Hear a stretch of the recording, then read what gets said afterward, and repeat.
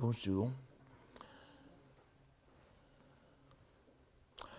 Au cours précédent, donc vous vous en souvenez, nous avons esquissé un mode de lecture du premier chapitre du Genji, le chapitre Kiritsubo, qui met en évidence la structure que nous pourrions qualifier de polyphonique ou pluridimensionnelle de la narration de Murasaki Shikibu.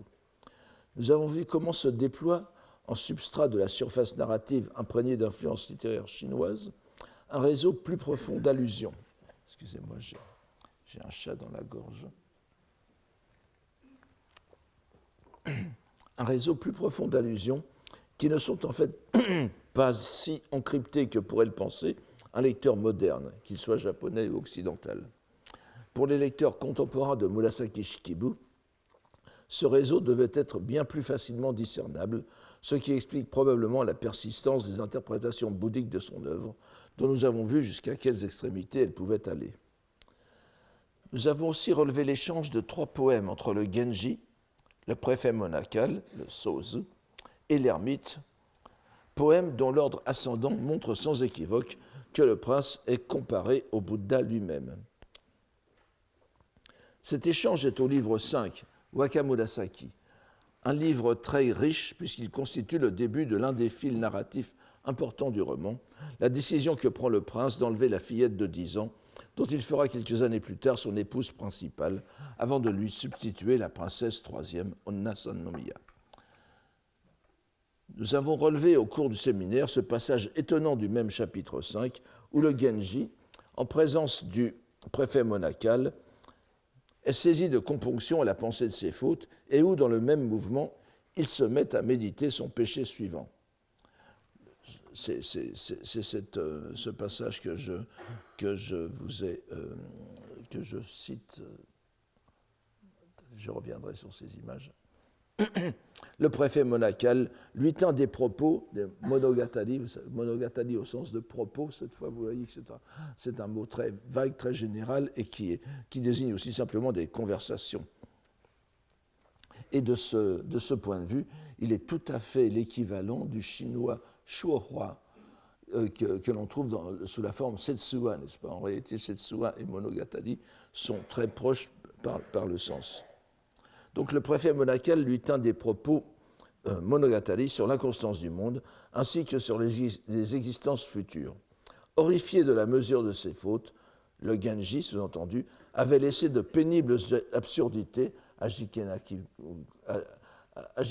ou à Jikenaki Koto, c'est un mot que l'on voit souvent dans le Genji, envahir son cœur, dont il devrait souffrir sa vie durant. Et combien plus terribles seraient ses futures existences, quelque chose de très bouddhique, l'inquiétude pour les réincarnations. Poursuivant ses pensées, il aurait voulu demeurer à un tel endroit. Alors vous voyez que la fin est tout à fait ironique, n'est-ce pas ? Koyonaru sumai mo semahoshiku oboete. Et puis, exactement dans la même phrase, il aurait voulu demeurer en un tel endroit, ce qui l'amena à songer avec un tendre intérêt, koishikereba, à l'apparition aperçue dans la journée, c'est-à-dire à la jeune fille. Vous voyez qu'au moment même où il se dit « je voudrais être moine », ses pensées le replongent dans le monde. Ce passage mérite d'être souligné. En 3 lignes, Murasaki Shikibu révèle le sens profond de son roman. Elle décrit un personnage partagé, sans en être même conscient, entre son aspiration religieuse, car nous verrons que les scènes où il envisage d'entrer dans la vie monastique se répètent, et son appétit sensuel insatiable, aussi naturel pour lui que la respiration. Son désir ne connaît ni répit ni satisfaction, et nous pourrions nous amuser, si nous étions encore au collège et pas au Collège de France, à écrire une dissertation où nous comparerions le personnage de Don Juan avec celui du Genji. Nous verrons tout à l'heure un intéressant contrepoint à cet état d'esprit pétri de repentance, c'est important, sans recherche véritable d'un mode de vie amendé. Nous avons déjà précisé que l'enquête que nous menons sur le Genji prend comme principaux repères les poèmes qui en marquent les moments les plus forts de la narration. Comme nous pensons l'avoir montré, ces poèmes jouent un rôle important pour souligner l'arrière-plan de pensée, pour ne pas dire idéologique, qui sous-tend l'intention littéraire de l'auteur. Ils sont aussi un indice précieux pour déterminer les relations de Murasaki Shikibu avec les auteurs de son temps ou ses prédécesseurs. Afin de clarifier ces relations, j'apporterai ici 2 exemples qui nous ramèneront tous deux vers la même personnalité importante de l'époque.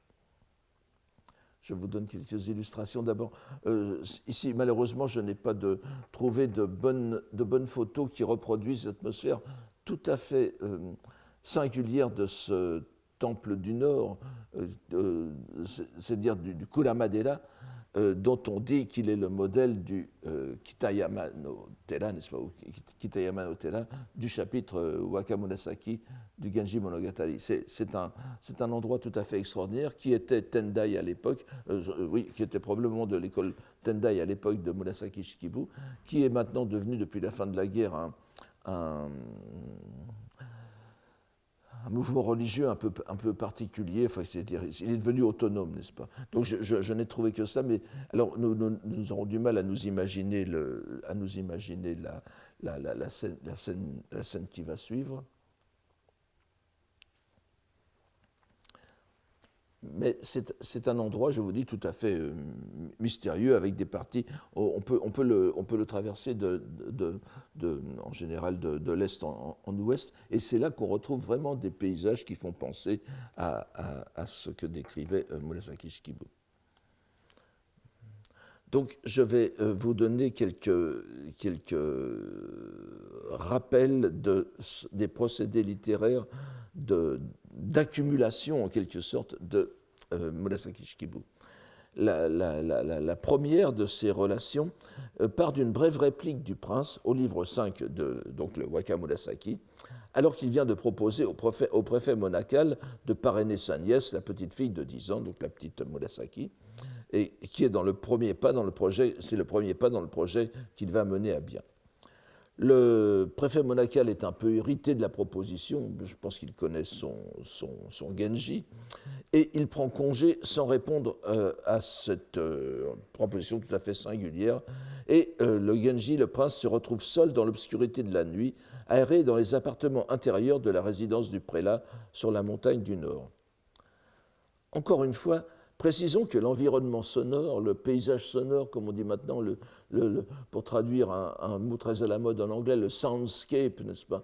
Et c'est tout à fait passionnant, très intéressant de reconstituer les paysages sonores du Genji, qui sont toujours marqués. Je pense qu'il y a, je n'ai pas vu, mais il y a certainement des recherches qui sont faites à ce sujet, et nous voyons de loin en loin que et Murasaki Shikibu note minutieusement ce qui se passe du point de vue de la voix, du chant, des sons. Et sa description des paysages sonores est tout à fait minutieuse. Et la lecture de ce Waka Murasaki, de ce point de vue, est tout à fait enrichissante. C'est vraiment le Sutra du Lotus qui rythme ce chapitre, enfin la première partie en tout cas.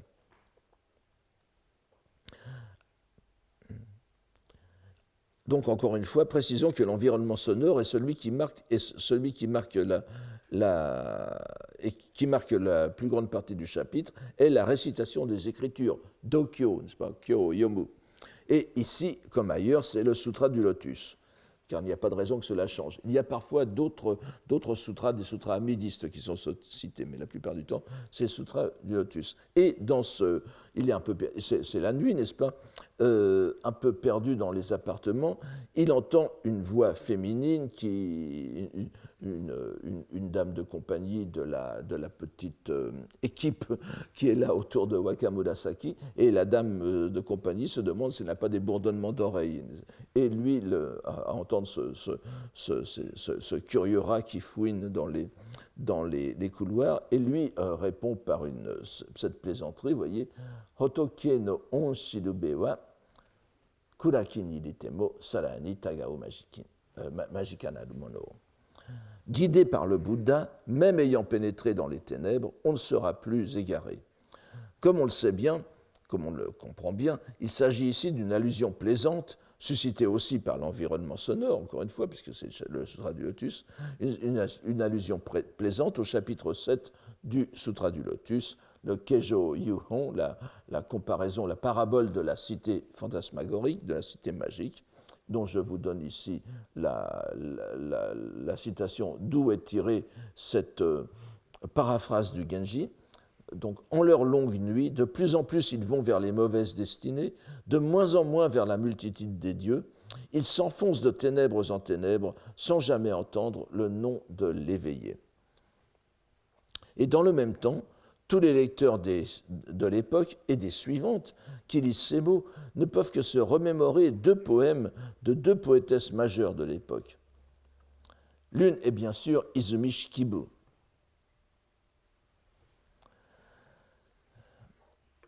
qui est née vers 975-978 et est morte probablement dans le premier quart du XIe siècle. Donc, encore une fois, une contemporaine exacte de Murasaki Shikibu. Donc, c'est un poème très, très, très connu, ce poème fameux entre tous, n'est-ce pas? Kuraki yori kuraki michi ni zo uri nubeki, haruka ni terase yama no hanutsuki. Qui est donc des ténèbres devant entrer dans les ténèbres encore, au loin éclairez-nous, l'une à la crête des monts. Mais le second est tout aussi proche. Alors vous voyez, c'est un poème qui est la plupart du temps compris comme s'adressant à une personne, le moine Shōku, dont je vous donne les dates ici, 910-1007. Vous voyez qu'il a une extraordinaire longévité qui n'est pas si exceptionnelle à l'époque. On a souvent dit que souvent les gens mettent en doute ces longévités, mais lorsqu'on voit qu'il y a aussi des moines célèbres, illustres, qui meurent très tôt, dans la cinquantaine, il n'y a pas de raison de mettre en doute ça. Donc il était encore vivant à l'époque de Murasaki Shikibu, et bien sûr de Izumi Shikibu, puisque c'est à lui qu'il s'adresse ici. Ça s'adresse au moine Shōku, et en même temps au Bouddha, c'est toujours à deux dimensions, n'est-ce pas?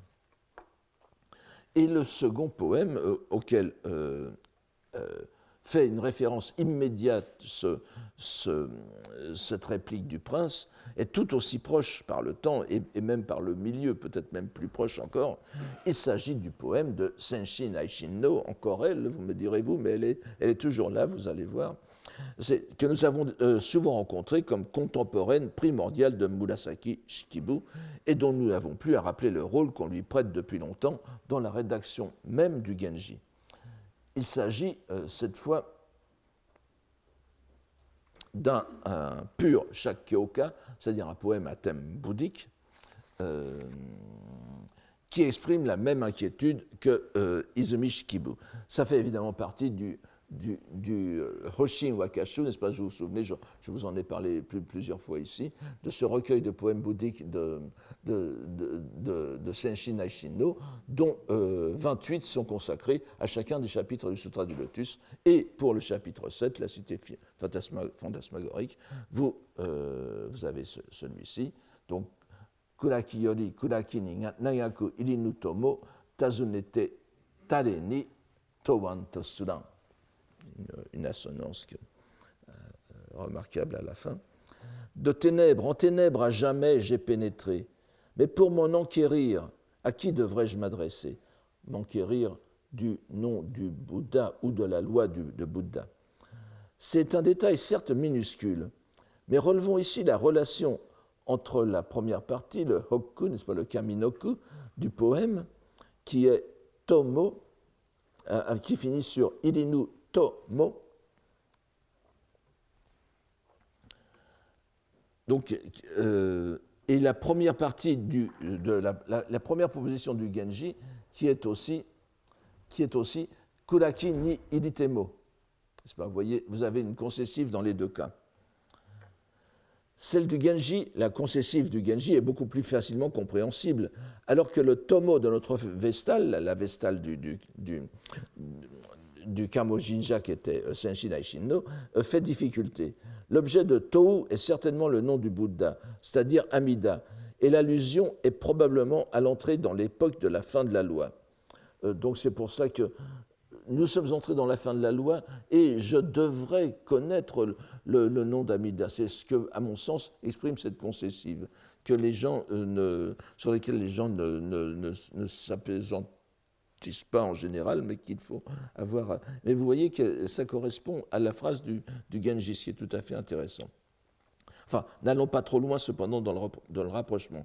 Ce que nous pouvons en tout cas retirer de cette coïncidence de trois poétesses, donc Murasaki Shikibu, Izumi Shikibu et Senshin Aishino, de trois poétesses exactement contemporaines, est encore une fois que Murasaki Shikibu se situe dans un contexte de profonde piété bouddhique. On sait que Izumi Shikibu avait, à tort ou à raison, la réputation d'avoir été de mœurs fort légères, mais d'avoir été aussi tourmenté par le désir d'entrer en religion, comme le prouve d'ailleurs son poème adressé au moine Shoku, dont on dit, alors je ne sais pas si ça rappelle un peu Tchaïkovski et cette baronne russe qui était amoureuse de lui et qui se couchait dans son lit lorsqu'il n'était pas là, n'est-ce pas? On dit qu'elle mourut revêtue de son habit monastique, de l'habit du kessa, donc du moine Shoku. Le poème de Senshin Aishino exprime un désarroi plus profond, mais nous n'avons pas à nous en occuper ici. Donc il est intéressant de voir que ce triangle poétique se reforme en nombre d'endroits du Genji. Et en voici un exemple encore plus pénétrant. Il s'agit du dernier chapitre, du dernier poème du chapitre 52, l'éphémère, Kagero. Je reprends l'observation de Jacqueline Pigeot qui est que l'éphémère, le petit insecte que nous appelons l'éphémère, est féminin en français. C'est une éphémère et pas un éphémère. Dans cette époque où nous faisons très attention au genre grammatical, il faut aussi donner les vrais genres. Donc, une éphémère. L'éphémère Kagero, qui suit l'époque de la tentative de suicide de la demoiselle Ukifune à la suite de son viol par Niyo Nomiya. Il ouvre les deux derniers, il faut bien appeler un viol, n'est-ce pas? Il ouvre les deux derniers chapitres, ce chapitre 52, qui décrivent l'entrée en religion de la jeune fille, Ukifune, une fin qui serait appropriée si le Genji devait finir comme un livre bouddhique édifiant. Mais ce n'est pas ce qu'il est, puisque la religion qui imprègne toute la narration ne résout rien, tant les personnages, dans leur profonde, foncière, inaltérable humanité, ne peuvent rien faire contre leurs attachements. Un terme que l'on va retrouver aussi ici. Mais concentrons-nous plutôt sur ce poème, qui est de Kaoru, donc le soupirant infortuné de la belle demoiselle. Le voici, inspiré par les éphémères voltant au crépuscule. Aditomite, te ni wa torarezu, mireba mata, yukue mo shirazu, kieshi kagero. Il y a quelques. Je donne la meilleure lecture. Je vois qu'elle est là. Et de la main ne la saisit point. À la voir de nouveau, je ne sais où elle est partie, disparue qu'elle éphémère. Mais le poème ne s'arrête pas là. Le poète lui-même, donc Kaoru, crée une sorte de résonance, de yoin, de hibiki, en murmurant pour lui-même, vous voyez, Shitorigochitamo Tokaya. On raconte qu'il murmura ensuite, selon sa coutume, Re no Shitorigochi, Haruka Nakika no to. Le Haruka Nakika. Il murmura pour lui-même, est-elle ou n'est-elle pas? Cet écho, outre qu'il annonce, toujours selon l'art consommé de notre romancière, l'ambiguïté qui suivra concernant la mort annoncée, mais la survie de Ukifune, et cet écho sert en réalité à remettre le poème, pour ceux qui ne l'auraient pas compris d'emblée, dans sa relation littéraire convenable. Comme précédemment, ce lien est en réalité double. Il y a d'abord le plus évident, celui qui est noté par les commentateurs, à savoir je ne vous en donne qu'un, je pense, à savoir deux poèmes qui sont inclus dans la deuxième des anthologies impériales, le Gosen Wakashu de 951. À mi-chemin donc du Xe siècle. Les deux d'auteurs inconnus et dénoncés fort voisins. Le plus souvent mentionné d'ailleurs au point que les traducteurs modernes en donnent la version complète, ce qui n'est pas un bon procédé, parce qu'en réalité, en citant cette partie de vers seulement et pas le poème entier, Murasaki Shikibu fait allusion à plusieurs poèmes. Lorsque les traducteurs modernes donnent ce poème complet, en réalité, ils réduisent le champ des possibilités, et donc celui dont je vais vous parler tout de suite après. Donc, le plus souvent mentionné, donc d'auteur inconnu, est le suivant. Aware tomo ushitomo iwaji. Ni misérable, ni sinistre, nous le dirons l'éphémère, en ce monde qui se dissout dans l'être ou le non-être. N'est-ce pas? Kagero no aruka nakika ni kenuru ou bien kiyuru yo nareba.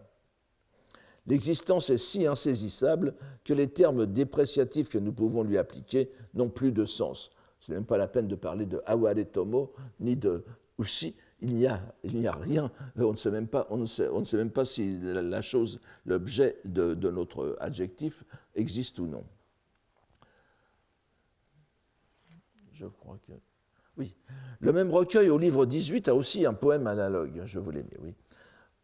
Yononaka to itsuru mono wa. Aura-t-on dit qu'elle est de ce monde l'éphémère, dont l'état relève à peine, alors je relève à peine de l'être ou du non-être. Kagero no aruka nakika no hodo nizo adikeru. Il est juste à la limite de ce où on peut se demander s'il est ou il n'est pas.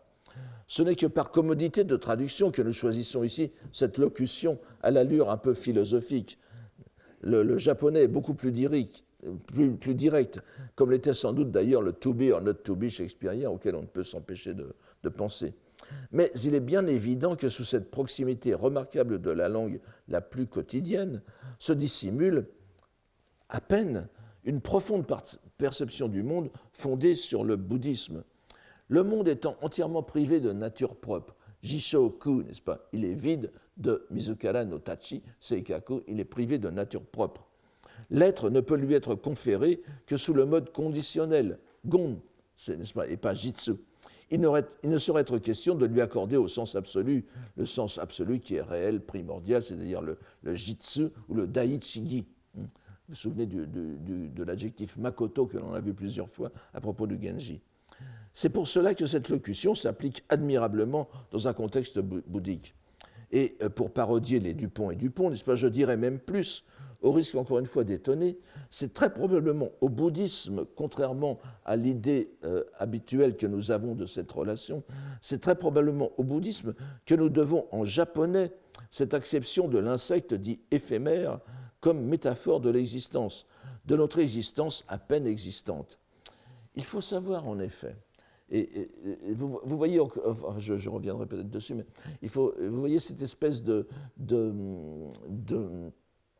d'illusion de la perception, d'illusion d'optique que nous avons lorsque nous voyons un terme poétique que nous trouvons banal, normal, traditionnel, n'est-ce pas, aruka nakika, dit ah tiens, c'est ici employé dans un sens bouddhique, comme si c'était d'abord une locution quotidienne, et puis après, le trouvant dans un contexte beaucoup plus bouddhique, on se dit, voilà, c'est ramené vers le sens bouddhique. Or, non, comme vous le savez, le bouddhisme est présent dès le début de la culture japonaise, c'est l'inverse en réalité. C'est que ce sont des phrases du bouddhisme qui sont devenues banales et qui après sont recyclées en quelque sorte dans leur vrai contexte. Il faut savoir donc en effet que le mot japonais kagero a au moins deux sens, fort voisins, en ce qu'il dénote des entités à la limite du réel par leur fragilité ou leur subtilité. Je vous donne ici les kanji, n'est-ce pas, les caractères chinois qui correspondent. Vous avez l'insecte d'une part, mais ce qu'on appelle aussi les mirages de chaleur, c'est-à-dire les distorsions visuelles provoquées par les différences de température de couches d'air qui se rencontrent. C'est le plus loin où je puisse aller dans une explication technique. Donc, vous voyez, tout le monde a cette vision sur les terrains d'aviation, n'est-ce pas, l'air qui shimmer en anglais, n'est-ce pas, l'air qui vibre, derrière les réacteurs, et vous avez cette espèce de flou de la perception, c'est kagero, n'est-ce pas. Les deux sens sont distingués par leur graphie chinoise. Vous avez d'un côté seiryo ou fuyu, et de l'autre, ce yo-en, qu'on écrit aussi de deux façons, yo-en, n'est-ce pas. Retenez bien la deuxième graphie, puisque vous verrez qu'elle est en dessous aussi dans le Sutra du Lotus. Donc, les deux sens sont distingués par leur graphie chinoise, mais comme on le sait, ces graphies ne reposent que sur le bon vouloir des copistes et sont changeables à l'infini. Or, si le sens entomologique ne semble pas être présent dans les textes bouddhiques canoniques. Je n'ai pas trouvé, vous savez maintenant c'est très facile de scruter tout le canon bouddhique grâce aux ressources que nous avons comme Sibeta, etc. Je ne trouve nulle part d'allusion à Kagero au sens de l'insecte.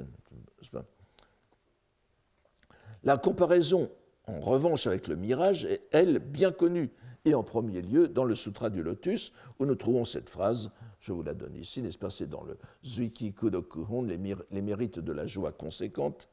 Le monde n'a rien de ferme ni de stable, ce n'est qu'écume sur l'eau, n'est-ce pas? Donc vous avez ici les Mapoen, n'est-ce pas?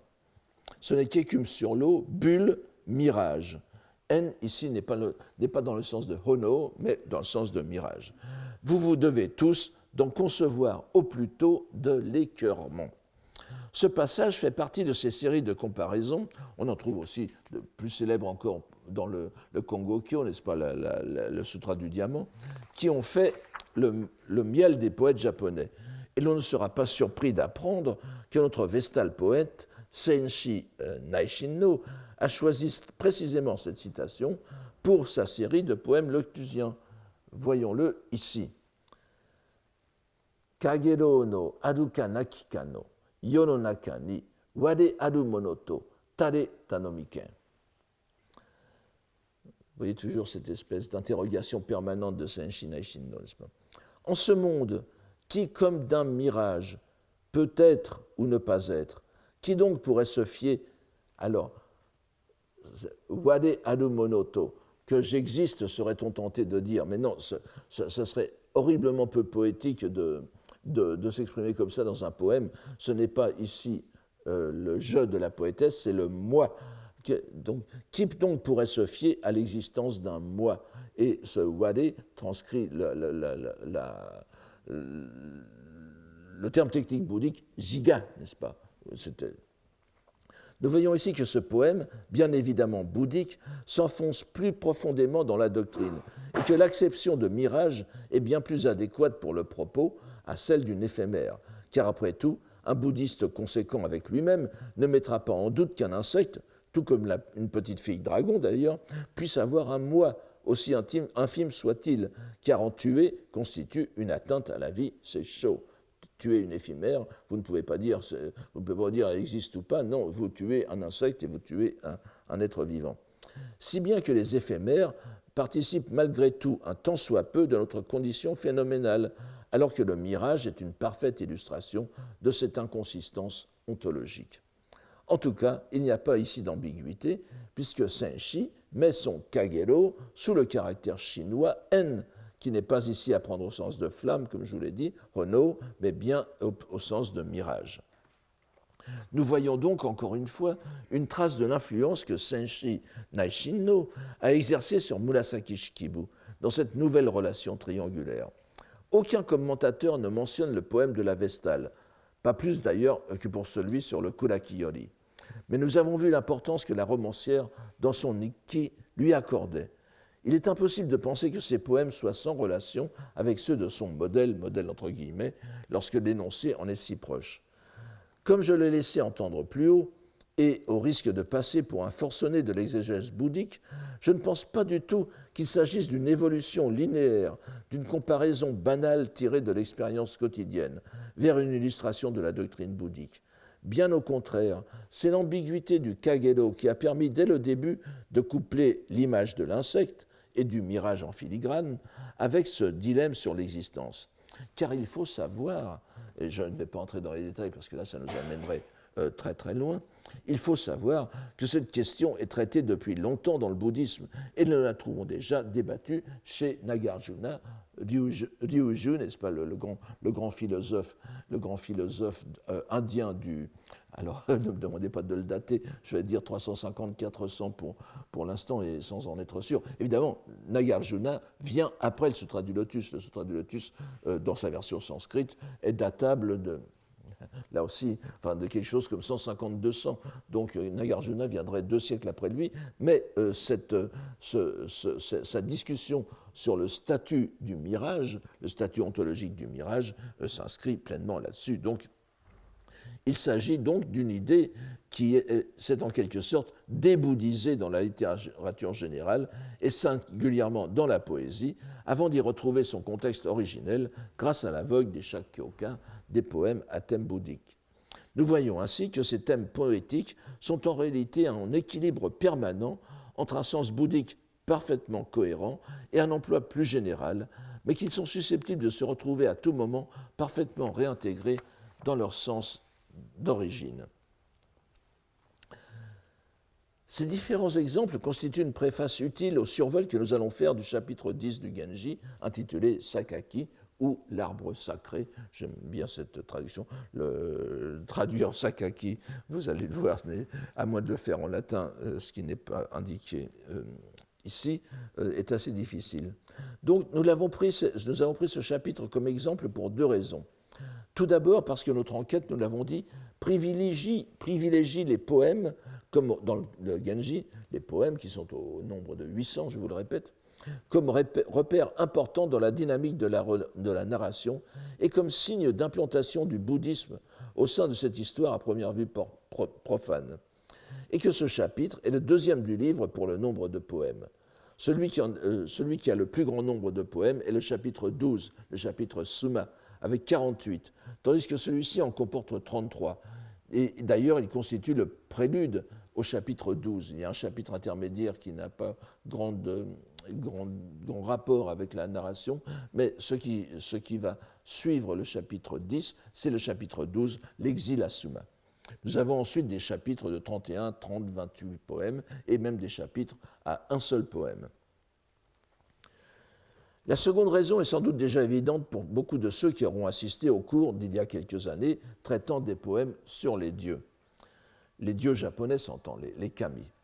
On se rappellera que les poèmes sur les dieux, les Jingika, les Jingi no Uta, excusez-moi, c'est un peu... dont nous avons lu la lente évolution en direction du bouddhisme, se présentaient sous la forme la plus dépouillée, voire dénudée, dans ce que l'on a appelé les Kagura Uta, ou les chants divins, ces chants très simples qui accompagnaient les danses sacrées destinées aux divinités. Sacrées entre guillemets, mais enfin oui, ce sont des danses quand même que l'on effectuait dans les sanctuaires en l'honneur des dieux.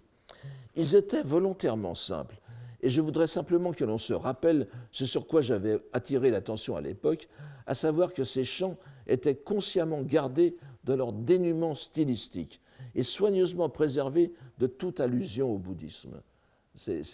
Vous savez qu'il est très difficile de trouver dans les anthologies impériales des poèmes concernant le surnaturel où vous n'avez pas une relation avec le bouddhisme, même quand ce sont des poèmes d'inspiration shinto, n'est-ce pas, à première vue shinto. Or, ces Kagura Uta sont en général, et Dieu sait que j'aimerais bien en trouver, mais non, vous n'avez pas on le fait exprès, on les garde à l'écart du bouddhisme. Et même lorsqu'ils sont l'œuvre de prélats bouddhiques importants. Je ne sais pas si, enfin c'était il y a 7 ou 8 ans de cela, je vous avais donné des Kagura Uta ou faits par des prélats bouddhiques tardifs, donc de la fin de Heian, et ils se plient aux mêmes contraintes. Le non-bouddhisme était en quelque sorte une figure obligée de ces œuvrettes, une contrainte poétique à laquelle se sont volontiers pliés tous ceux qui se sont fait la main à ce sous-genre. Or, et si l'on s'en souvient sans doute, l'un des principaux ornements poétiques de ces piécettes est la branche de Sakaki, un arbre à feuilles persistantes que ce caractère seul fait considérer comme divin, symbole de la pérennité, le contraire en somme du bouddhisme, dont la doctrine la plus ordinairement répétée est l'impermanence des choses, le mujo. Par la longévité, et en particulier la longévité du règne d'un empereur, qu'il assure en ce monde, le Sakaki est le remède à l'impermanence. Nous avons vu suffisamment de poèmes où le terme apparaît dans ce cours d'ailleurs, pour nous abstenir d'en citer ici. Nous rappellerons simplement celui-ci.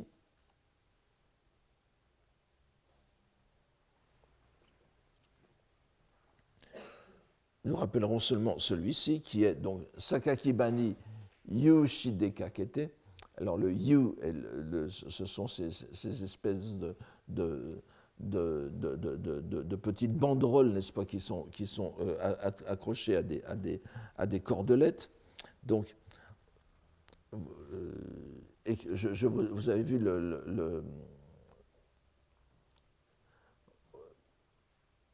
voilà, voici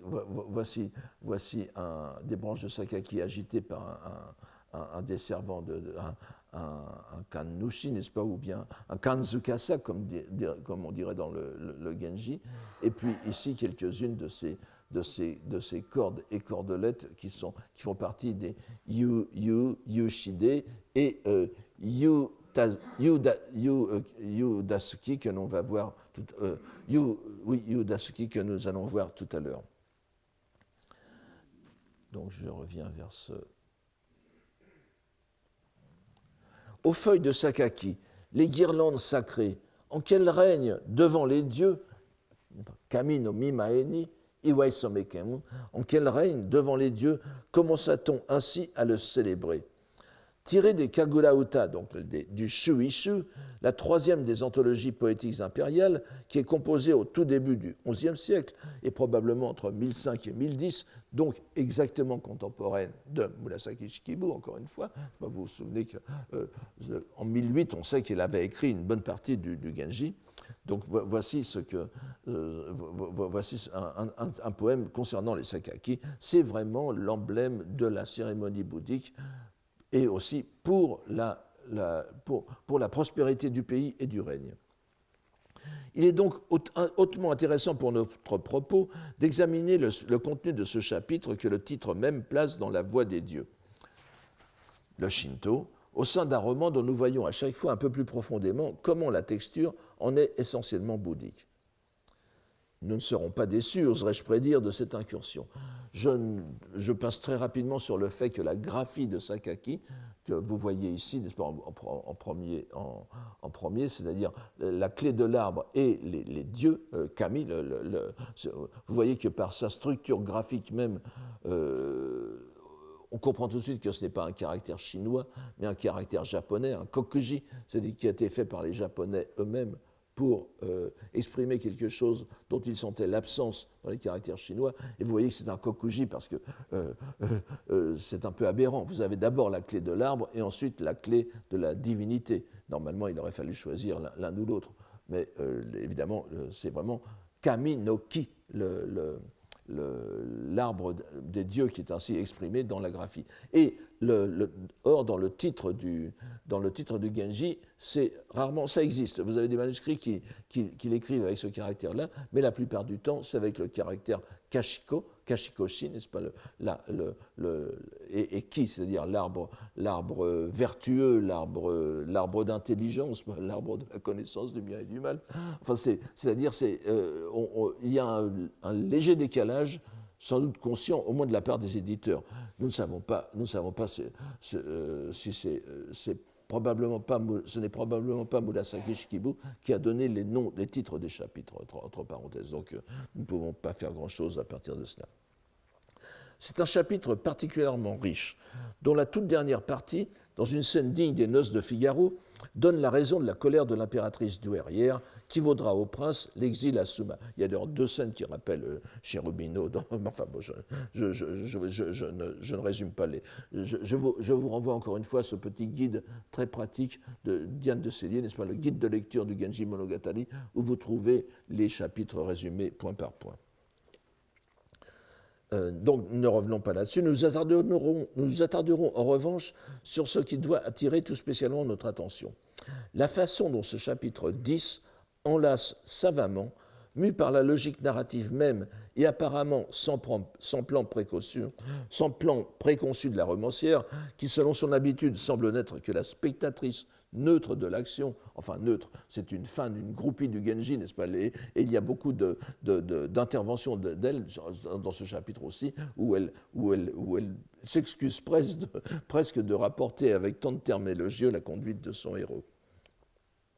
Et ces seules interventions, c'est son propre étonnement devant l'admiration qui ne peut s'empêcher pour le protagonisme de son roman. Nous voyons donc le même personnage, Genji bien sûr, passer par les deux dimensions qui constituent le paysage religieux japonais de l'époque, avec à chaque fois l'expression d'un état d'esprit bien différent. Tenter de résumer trop en détail ce chapitre nous emmènerait trop loin dans la description des méandres romanesques des errements du prince. Contentons-nous de donner le cadre le plus large des 2 épisodes que nous retenons ici. Ici, au début de la semaine prochaine, parce que je n'aurai pas le temps de tout traiter, bien sûr, c'est tellement riche que... Donc, dans le premier, Genji va tenter dans la première partie, donc le premier épisode, il y en a plus que 2 d'ailleurs, mais je m'arrête sur 2 épisodes. Dans le premier, Genji va tenter de rejoindre l'une de ses anciennes amantes, la dame de la chambre de la 6e avenue, Dokujo no Miyasu Dokoro. Je reprends la terminologie de Cipher, et on sait qu'elle joue un rôle sinistre dans le roman, peut-être à son corps défendant par les puissances démoniaques que déchaîne sa jalousie morbide. Et je reviendrai là-dessus, mais ce chapitre 10 suit le chapitre 9 qui est absolument terrible, puisque c'est la mort de la première épouse de Genji, Aoi, qui meurt saisie par un mal mystérieux et de convulsions qu'on attribue justement à l'esprit vengeur de cette dame que maintenant il va aller rechercher au fond des bois, pour ainsi dire. C'est encore une fois pour montrer le caractère tout à fait que nous pourrions qualifier d'incohérent de la conduite de Genji. Donc, cette dame de la 6e avenue, pour s'éloigner de Genji et d'un amour qu'elle juge humiliant, parce qu'elle avait été en effet l'épouse du précédent empereur, le frère du père du Genji, et elle s'était trouvée déclassée par le nouveau règne. Je n'entre pas dans les détails parce que ça fait Proust semble simple à côté. Alors, mais je vais vous dire, reportez-vous au livre. Donc la dame de la 6e avenue veut accompagner sa fille, qui est Akikonomu Tsugu, de grande beauté, qui deviendra plus tard la fille adoptive de Genji. Elle veut l'accompagner au sanctuaire d'Issei, où l'empereur l'a désignée comme grande prêtresse. D'ailleurs, elle en reviendra au chapitre 14. C'est un peu l'équivalent à Issei de ce qu'est à l'époque de ce qu'est Senshi Naishino au Kamojinja.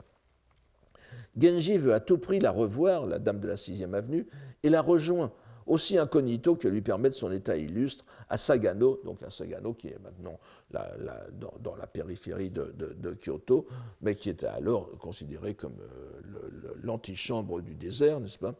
Alors que la mère et la fille font une étape dans un sanctuaire shinto provisoirement bâti à la hâte pour l'occasion.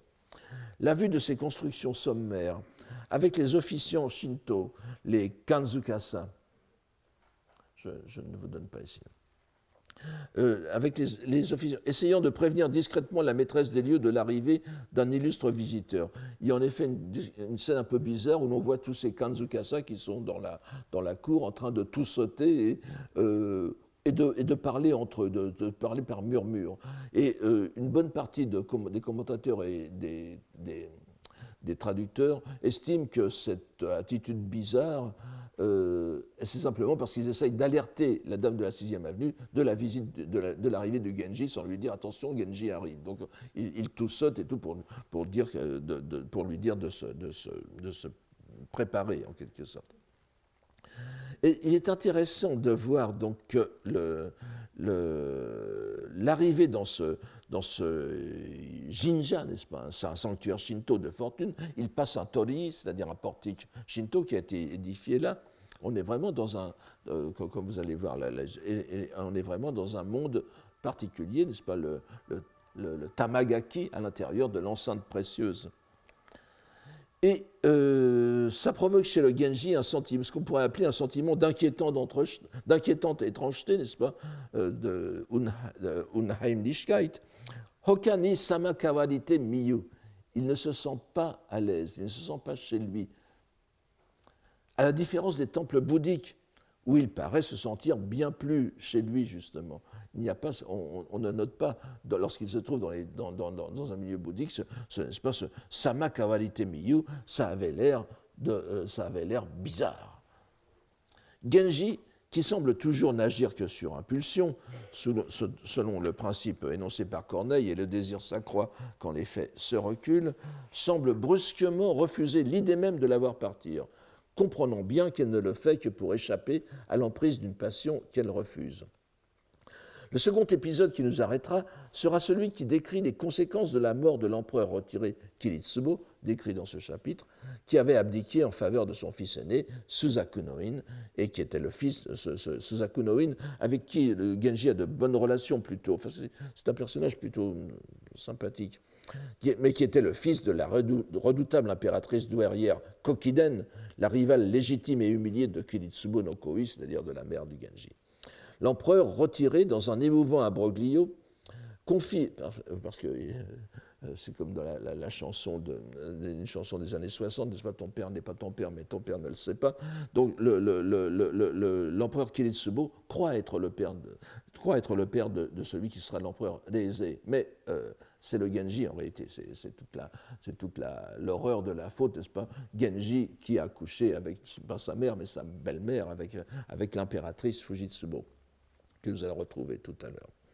Donc, alors, dans un émouvant imbroglio, confie à Genji la garde de celui qu'il croit être son fils à lui, celui qui deviendra, après le décès précoce de Suzaku, l'empereur Reizei, pas pour très longtemps non plus d'ailleurs, et qui a en réalité pour père Genji lui-même, qui a fauté avec l'épouse favorite de Kiritsubo, Fujitsubo, avec laquelle Genji s'était quelque peu consolé de la mort de sa précédente favorite, mais n'entrons pas dans les détails. C'est beaucoup plus compliqué que Dallas sous les feux de l'amour. Disons simplement qu'ici, Fujitsubo, tout en étant déchiré à l'idée de laisser son enfant, leur enfant, sans protection à la merci de la Kokiden et de sa clique, décide de façon irrévocable d'entrer en religion et de devenir nonne. Ici encore, pour la plus grande confusion du Genji. Nous apercevons donc ici une certaine symétrie dans les deux épisodes, tels du moins que je les résume, sans trop les déformer. Deux anciennes, si je puis parler ainsi, deux anciennes du Genji qui lui confient leur enfant.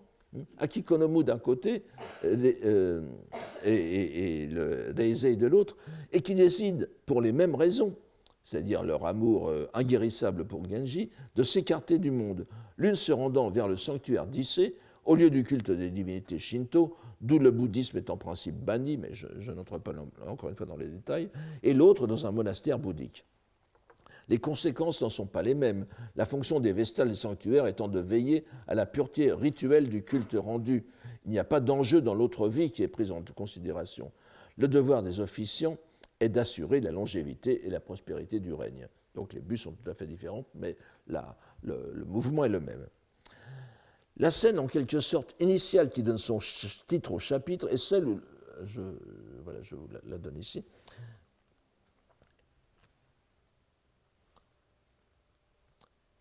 est celle, où le prince finit par avoir accès, alors il y a vraiment du marivaudage que je vous passe, finit par avoir accès à la dame de la 6e avenue et avoir la permission de s'asseoir sur la galerie Sunoko, c'est-à-dire le Nurei-en, longeant son appartement. Elle est toujours derrière un store, bien sûr.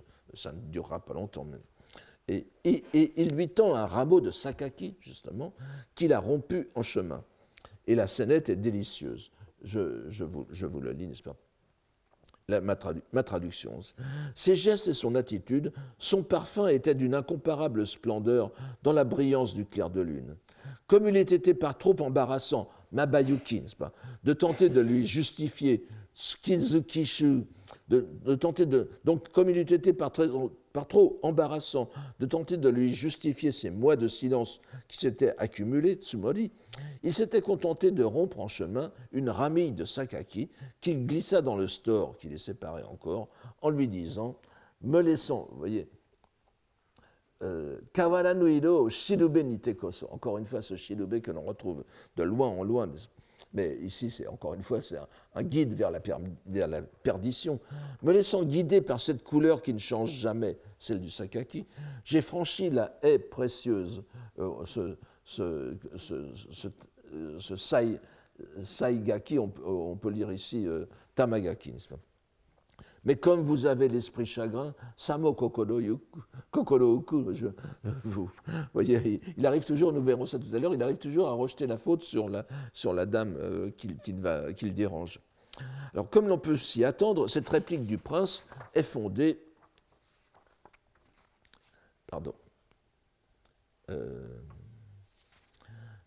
sur une citation poétique, sur laquelle nous ne nous attarderons pas. Mais contentons-nous, après avoir dûment noté que le symbole du sakaki est bien celui de la pérennité, vous voyez, Kawaranu Ido o Shirube, une couleur qui ne change pas. Bien évidemment, tout le monde a compris l'ambiguïté du mot couleur, Ido en japonais, le japonais bouddhisé et sinisé, n'est-ce pas? Ido accumule 4 couches de sens, n'est-ce pas? C'est la couleur, la simple couleur, la couleur du sakaki, qui est un feuillage donc qui ne se fane pas.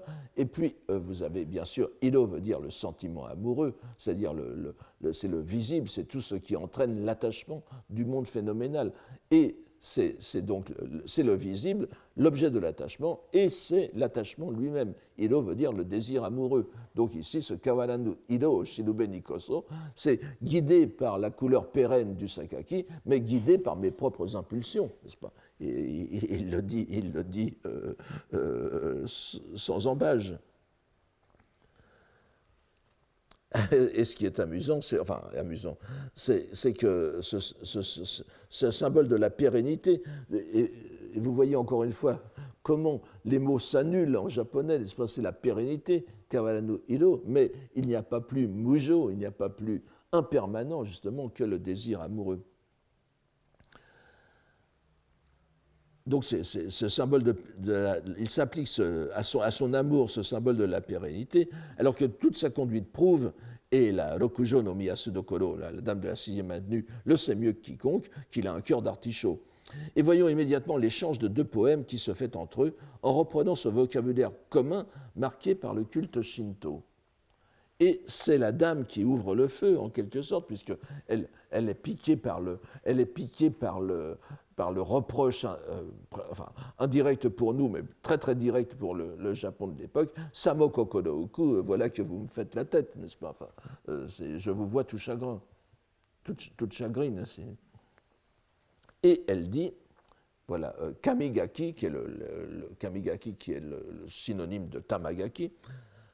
En cette divine enceinte, point de cryptomère, shirushi no sugimo, nakimono, en cette divine enceinte, point de cryptomère, un arbre très droit, n'est-ce pas, qui peut servir de poteau indicateur.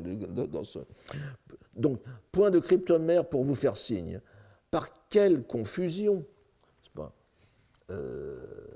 ikani magaete, par quelle confusion brisâtes-vous ce rameau sacré. N'épiloguons pas. La dame renvoie à un célèbre poème du Kokinshu où le cryptomère servait de repère à l'amant. C'est donc une fin de non-recevoir. Shirushi no sugi, il n'y avait pas de cryptomère à ma porte, qu'est-ce que vous venez faire? Mais le prince ne se le tient bien sûr pas pour dit, c'est pas son genre, vous le savez, et il maintient la teneur religieuse de l'échange. Otomeko ga atari to moeba, sakakiba no kao natsukashimi. Tomete kosore. Songeant que c'était le parage des vierges consacrées, ça peut être un pluriel ou un singulier, de la Vierge consacrée, ça se rapporterait directement à la dame de la 6e avenue, des vierges consacrées, bien c'était un sanctuaire, donc il est arrivé comme cela en pensant qu'il y aurait bien quelques personnes du sexe pour l'accueillir. Songeant que c'était le parage des vierges consacrées, mon regret de parfum de sakaki me l'a fait cueillir. Les 2 poèmes font à eux deux allusion à presque une demi-douzaine d'autres poèmes sur lesquels nous n'avons pas à revenir. La dame de la 6e avenue tient bon malgré tout, et elle ne renonce pas à son projet. Malgré l'amertume de l'échec, cet échange amoureux marqué par le rameau d'arbre sacré n'entretient pas l'atmosphère d'angoisse, d'inquiétude existentielle que le lecteur ne tardera pas à rencontrer dans la suite du chapitre, avec la mort de l'empereur retiré et l'échange bien plus tendu avec Fujitsubo. Disons seulement que dans cette première partie, et même dans la seconde, le vocabulaire du rituel shinto, avec les cordons sacrés, les yu, dasuki, etc., est souvent invoqué. Serait-ce trop simplifier les choses que d'estimer que la présence des dieux japonais ne provoque nulle crise d'angoisse, nul remords chez le protagoniste?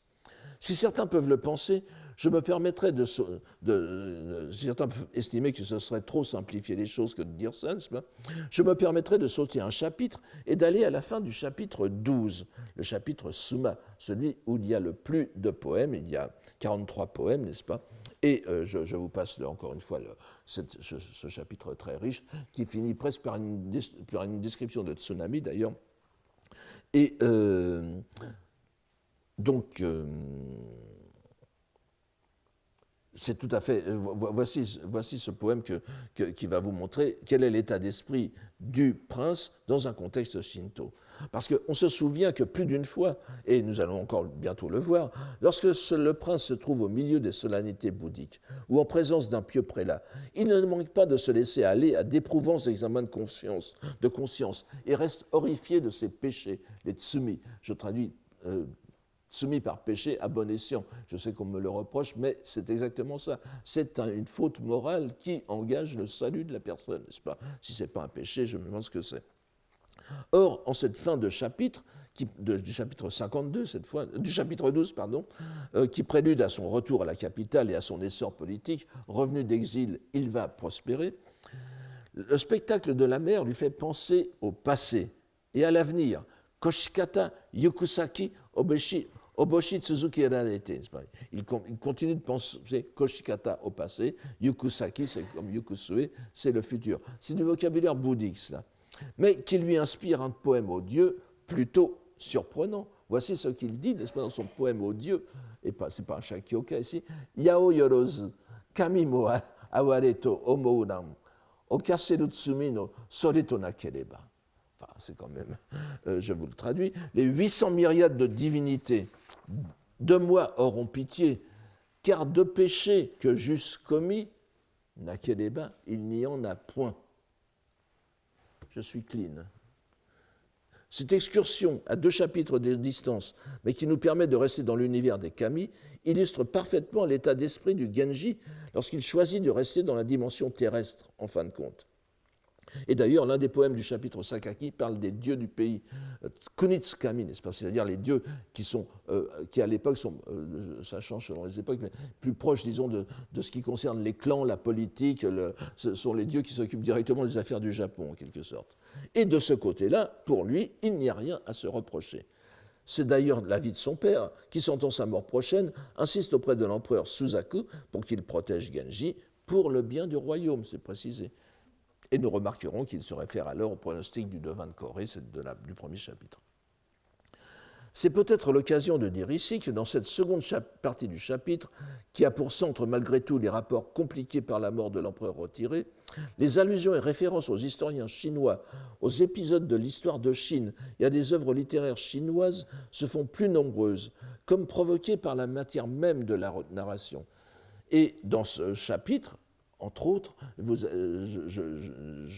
continuerai la semaine prochaine, mais je n'insisterai pas là-dessus, mais dans ce chapitre, le prince, le Genji, apparaît comme un spécialiste des classiques chinois et de la poésie chinoise. Ce n'est pas seulement un bellâtre, c'est aussi quelqu'un d'érudit. Et toujours, évidemment, nous savons l'amour que Murasaki Shikibu porte aux lettres chinoises. Il était normal que son héros en soit aussi un grand connaisseur. Mais revenons pour l'instant au bouddhisme. Rappelons que le Genji avait perdu son épouse Aoi l'année d'avant, au chapitre 9, le chapitre 9 qui a du même nom, n'est-ce pas, Aoi, sans doute à cause de l'esprit vengeur de la dame de la 6e avenue. C'est d'ailleurs dans le même chapitre qu'il s'empare de la protégée Murasaki pour en faire sa nouvelle épouse, avec cette scène qu'on ne peut interpréter que comme celle de viol. Là aussi, il avait pensé à se retirer du monde. Mais dans ce chapitre-ci, voici ce que dit Murasaki Shikibu. Kozo kotoshi to uchi tsuzuki, à considérer Kakaru koto mitamo ni, à considérer les événements de l'an passé et de cette année qui s'était succédée, le monde ne lui semblait plus qu'absurdité. Vous voyez encore le même mot, ajikinaki, Naomoisa, c'est le, n'est-ce pas?